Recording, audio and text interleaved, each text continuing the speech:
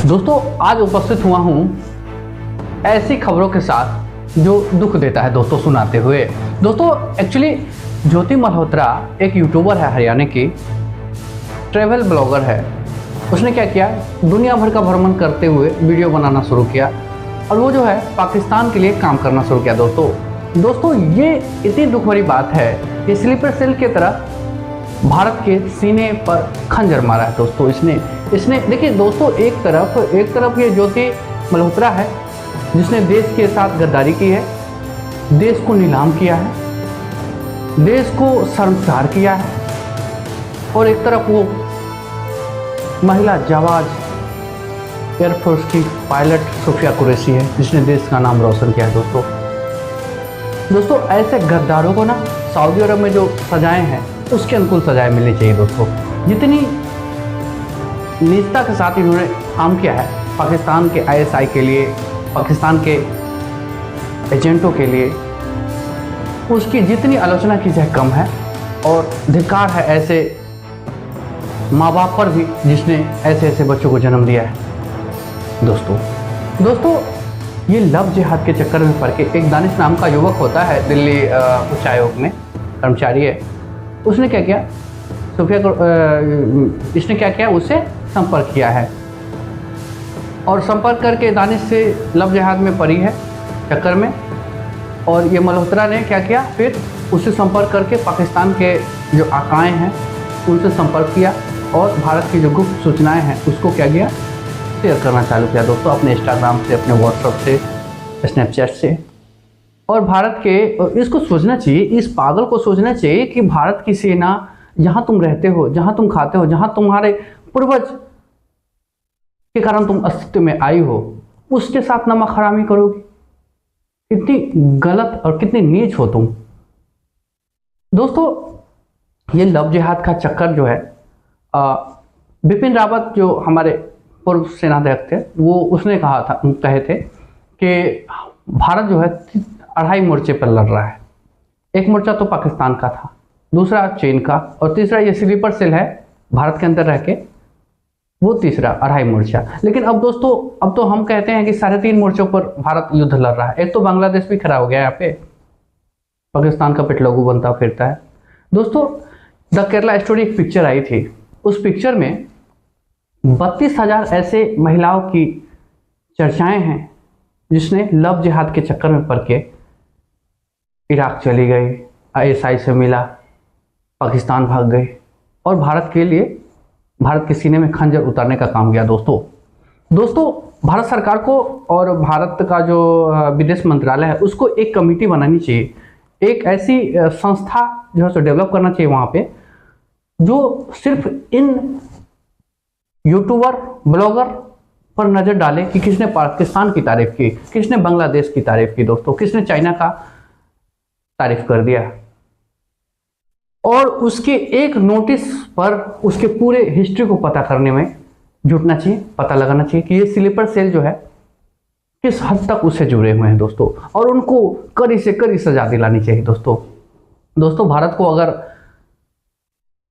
अगर स्वर्ग बनाना है तो इन नरक के कीड़ों को निकालना होगा दोस्तों। इनको सजाएं दी जानी होगी, इनको यातनाएं दी जानी होगी। हमारे कितने माँ बहन वीरान हो गए दोस्तों ये स्लीपर सेल के कारण। कितनी बहनें, कितने बच्चों ने, कितनी बेटियां ने अपने पिता को खोया, कितने बच्चों ने अपने पिता को खोया, कितनी माँ ने अपने बेटे को खोया है, कितनी बहनें ने अपने पति को खोया है दोस्तों। किसके कारण? ये स्लीपर सेल के कारण। ये क्या करते हैं, अपने ब्लॉग में फोटो खींचते हैं बहुत मुस्कुराते हुए, और ये क्या करते हैं, फ्लैश करते हैं। पाकिस्तान वाला उसको देखता है, उसके अनुकूल जो है वो रणनीति तैयार करता है कि हमको हमला किस जगह करना है। ये जो फवाद चौधरी और पाकिस्तान का जो वो एक्टर लोग है वो मुंबई में आता है, वो सब भी स्लीपर सेल का काम करता है, उसको आईएसआई से पैसा मिलता है। अगर भारत का लोग विरोध करता है पाकिस्तानी फिल्म कलाकार का तो वो गलत नहीं है दोस्तों। पाकिस्तान का कोई भी नागरिक भारत के लिए दुश्मन ही है। और मैं तो ये कहूँगा कि भारत में ऐसा कानून बनना चाहिए कि भारत का कोई भी नागरिक पाकिस्तान में शादी ना करे, नहीं कर सकता है। अगर शादी करेगा तो उस पर ताउम्र जो है उसकी निगरानी खुफिया विभाग द्वारा की जाए, तभी शादी हो पाए। ऐसा क्या करता है, यहाँ पे रहता है, सुविधाएं यहाँ का लेता है, और बच्चा पैदा पाकिस्तान से करवाती, और फिर वो आता है और यहाँ जो है सो यहाँ की चीज़ों को जानता है, समझता है, पिक्चर वगैरह लेता है और जाके वहाँ उसको बेचता है, वहाँ पैसा कमाता है, और फिर क्या होता है, यहाँ पे हमला होता है दोस्तों।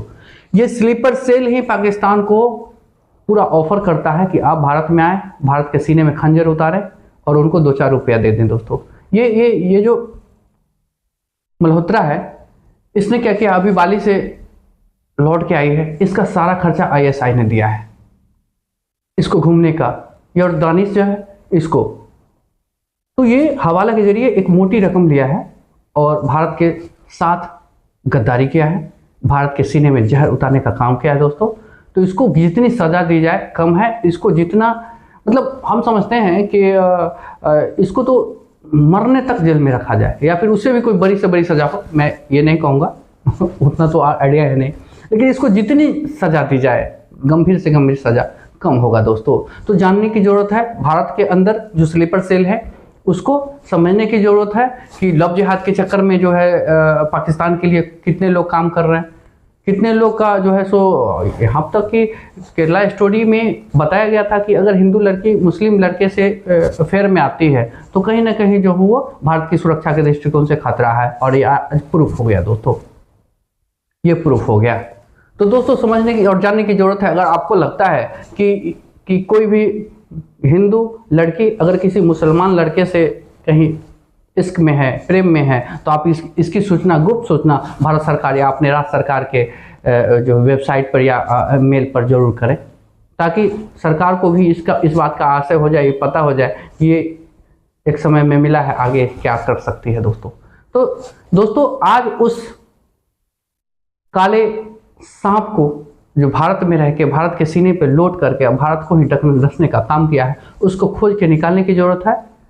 तो इस वीडियो के माध्यम से हम ये कहना चाहते हैं दोस्तों आप लोगों से कि आप लोग भी इस पर निगरानी रखें, ठीक है, और अपने देश को सुरक्षित बनाने का